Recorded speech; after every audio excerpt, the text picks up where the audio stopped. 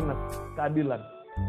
Ditempelkan di mana-mana untuk menunjukkan siapapun kamu harus ada tunduk kepada Allah Al-Adab.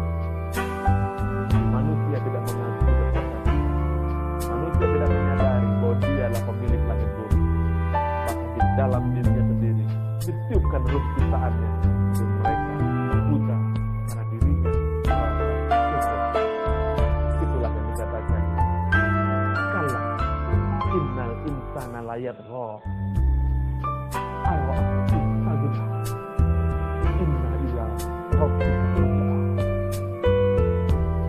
Sungguh manusia telah melebihi batas karena merasa dirinya cukup, dan kepada Tuhan mula kita kembali. Bahkan dia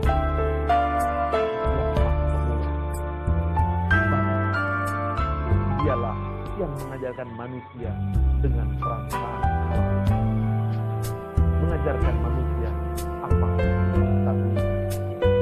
Kalam ilahi bukan hanya sekotak kertas yang disebut Al-Quran. Kalam ilahi adalah pena yang tertulis di dalam garis orbit bulan dan bintang. Kalam ilahi adalah pena yang tertulis di dalam cahaya matahari.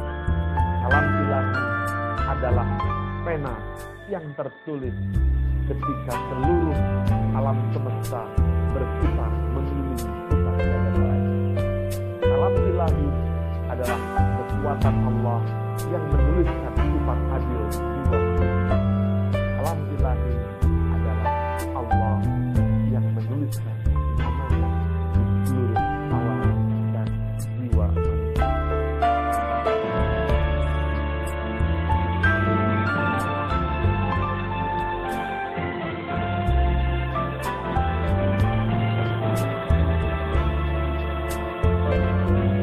Saudara, kita sudah mengenal apa yang berada pada jaspot ini.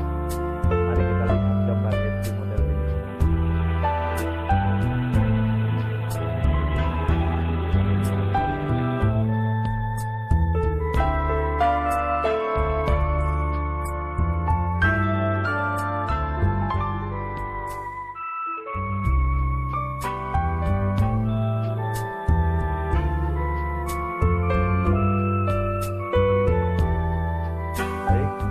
Gaspot itu yang titik tengah, di mana dalamnya suara-suara hati itulah yang ada dan berbunyi.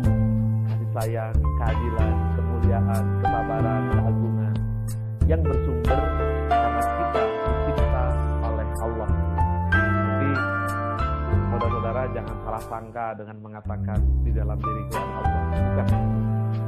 Apabila kita ingin sifat kasih sayang, itulah bukti bahwa kita justru diciptakan oleh Ar-Rahman. Kita senang dengan kesabaran, kagum dengan kesabaran, itulah bukti bahwa kita diciptakan oleh As-Sabur. Kita senang bersatu, itu adalah hanya bukti bahwa kita diciptakan oleh Al-Jami.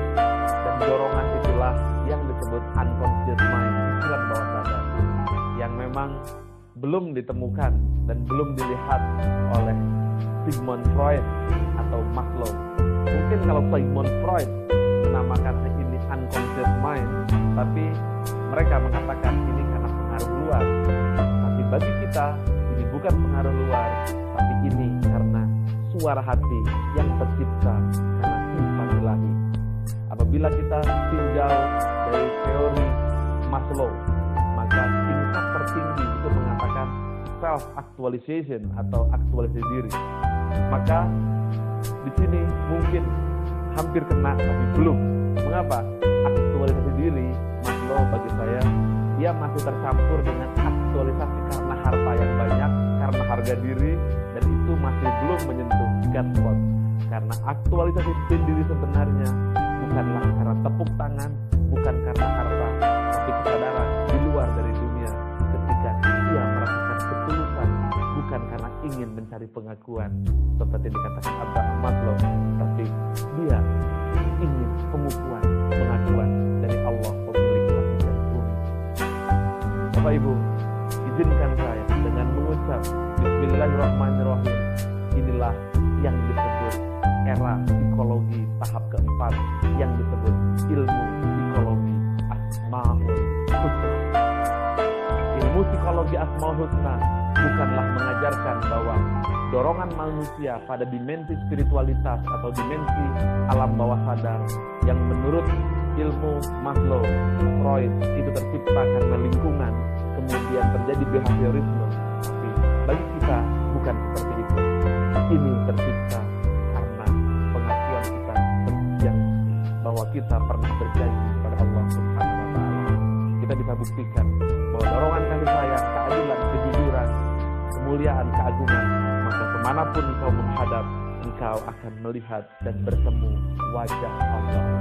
Itulah ilmu psikologi terbaru, yaitu psikologi Asmaul Husna.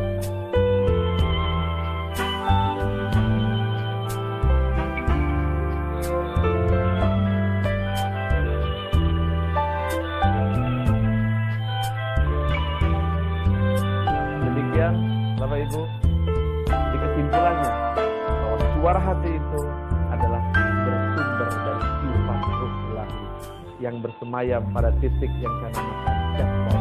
Itulah energi abadi ruh yang ditiupkan oleh Allah ketika manusia sebelum turun ke muka bumi diajari nama-nama itulah nama-nama yang ditiupkan oleh ruh ilahiyah yang membuat malaikat bersujud, tapi setan tidak mau bersujud.